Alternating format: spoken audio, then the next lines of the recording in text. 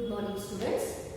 Today we are going to do a new lesson from your social science subject, that is Bhakti Cult and Sufi heritage.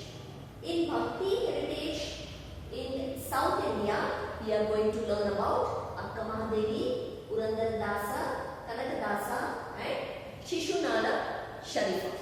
So we are going to learn about these four personalities today, or the four saints of South India. Now, Indian society has many cultures. We are a unity in diversity. We have a widespread culture, many religions and languages. And in this, caste system, superstition and pseudo rituals were deep rooted. So in the olden days, caste system was practiced in India. Even superstitious beliefs, rituals, too much of practice was there in the society. And it was believed that to attain the moksha, that is salvation for the common man, was impossible. What is moksha? Moksha means, or salvation means, deliverance from the sin. So the caste system, superstitious beliefs, false beliefs were deep rooted in our society in the olden days, and they believed that to attain the salvation or moksha, it was impossible. That is, deliverance from the sin was impossible. And they also believed that bhakti is the best way to attain the moksha. True devotion towards God, that is true bhakti towards God, is the only one way by which we can get the deliverance from our sin, or we can attain salvation, or we can get the moksha. Now,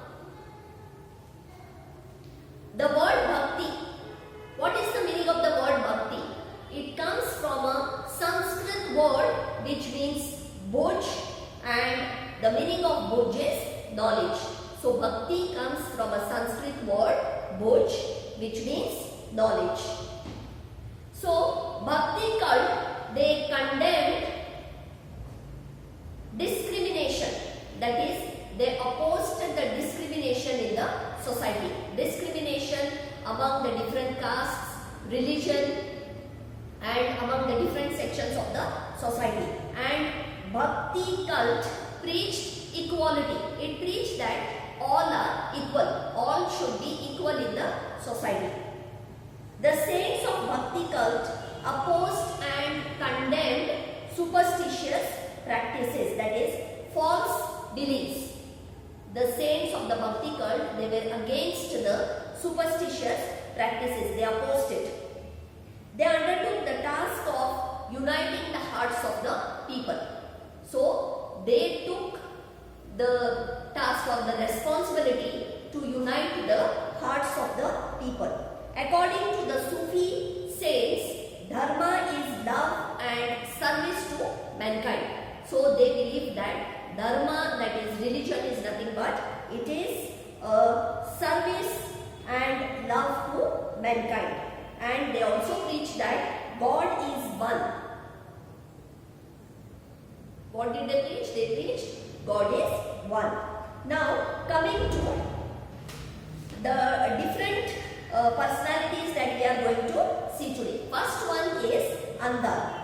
Andal was one of the 12 Alvars, and she was a devotee of Vishnu. She was a follower of Vishnu. She was the adopted daughter of Vishnu Chita. Her original name was Goda Devi, and she was a devotee of Lord Krishna, and she believed that Krishna was her husband. She wrote many devotional songs, that is Tirupavi, and dedicated to the gods. In Tamil Nadu, Tirupavi Vrata, it is a religious observance, and it is very, very famous. So Andal was a follower of Vishnu, and she has written many songs, and she loved Krishna and claimed that he was her husband. According to the Alvars, all Vishnu devotees are equal. So they believe that, according to the Alvars, they believe all the Vishnu devotees are they equal, and they believe that caste discrimination is a criminal offense or it is a criminal act. Next, we come to Akka Mahadevi. So she is a very famous woman in the Vachana movement. We are all familiar with Akka Mahadevi's name, and she was a very famous woman of the Vachana movement of the 12th century, and she has made a lot of contribution to the Vachana literature. She has written many Vachanas, and she was born in Udutadi of Shivamoga district. Her father was Nirmala Shetty and her mother's name was Sumati. She was a Shiv Bhakta from her childhood. From her childhood days only, Akka Mahadevi was a devotee of Shiva. She was a Shiv Bhakta from her childhood days, and she was married to King Kaushika. But after marriage, she was not happy. She could not freely devote her time or spend time in the worship of Shiva. After her marriage, she found it very difficult. It was a hindrance for her. It was a block for her, and she found it very difficult to serve God. She did not find more time to spend in the devotion. And therefore, one fine day, she left the palace. She had, she belonged to a good family, and she belonged to a royal family, married to the King Kaushika, but she gave up all the riches, all the luxuries in her life, and one fine day she left the palace and she stayed at Anubhava Mandapa in Kalyana, and there she started worshipping Shiva. She wrote vachanas with the pen name of Channa Mallika Arjuna, and she left Kalyana and went to Sri Shaila towards the end of her life. She spent her entire life there. Towards the end of her life, she left Kalyana and she went to Sri Shaila. She left her mortal body in Kadli forest of Sri Shaila. So she died in the forest, in the Kadli forest of Sri Shaila, and she was a very firm devotee of Shiva.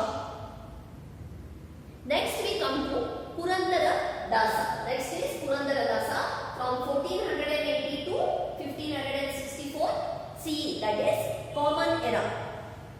He was born in Purandara Gada and his original name was Srinivasa Nayaka. His father was Varadappa Nayaka and mother was Leelamati.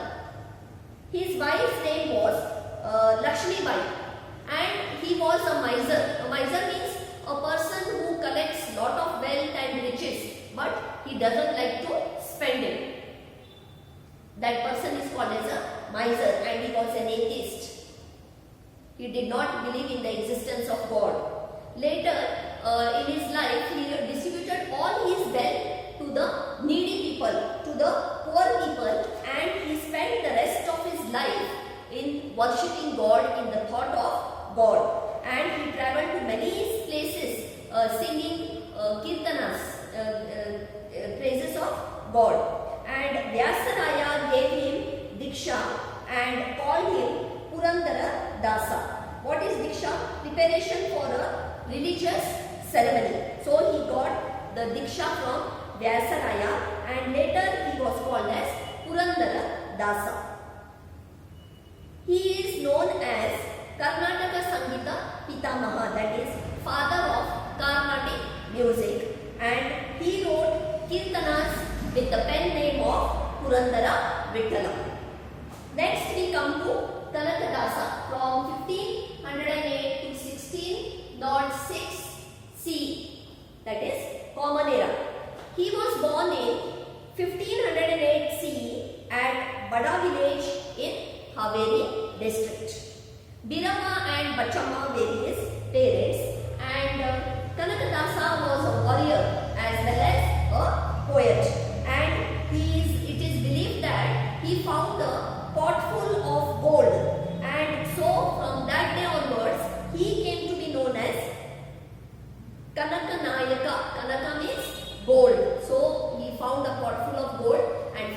that day onwards, people started calling him as Kanaka Nayaka. He gave up the worldly things and became a disciple of Vyasadaya. That is, disciple is a follower. Later, he came to be known as Kanaka Dasa, and later in his life, he composed, that is, he wrote many kirtanas with the pen name of Adi Keshava, and he preached simple path of attaining moksha. He made people understand the simple path to get the salvation or the moksha, and he too opposed caste system in his songs. He wrote many songs, and in that songs he has opposed the caste system, and he has written Hari Bhakti Sara, Nala Charitre, Ramadhyana Charite, Mohana Tarangini, etc. These were some of his works. Now, you all must be very familiar with the Kanakana Kindi. Yes? The priests of Udupi temple stopped Kanaka from entering the temple. They did not allow Kanaka to enter the temple, and it is believed that Lord Krishna was pleased by the devotion of Kanaka Dasa, and Lord Krishna turned his face towards west for Kanaka, and this was named as Kanakana Kindi. Kanaka has written Hari Bhakti Sara, Nala Charitre, Ramadhyana Charite, Mohana Tarangini, etc. Now, coming to the next one is Shishunala Sharifa. Shishunala Sharifa was the first Kannada Muslim poet, and he is also known as Kabira of Karnataka. He was born in 1819 CE at Shishunala. His parents were Imam Sahib and Hajjama. He studied both the Hindu and Islamic religion in his childhood, and he served as a teacher for some time, and later he took Diksha from Govinda Bhatt and wrote many Tattva Padas. Diksha is nothing but preparation for a religious ceremony, and he tried to spread humanity, and he also opposed caste system. So these are some of the saints belonging to the South India. Their main aim was they condemned caste system. Yes, they opposed discrimination, and they told the people, made the people understand the simple way to attain the moksha or salvation or deliverance from the sin. So their main aim was to remove the superstition and caste system from the Indian society. Now in the next video, we will see about the Bhakti heritage of North India. Based on this, I will send you the question answers. Write it neatly in your new social science classwork. Thank you.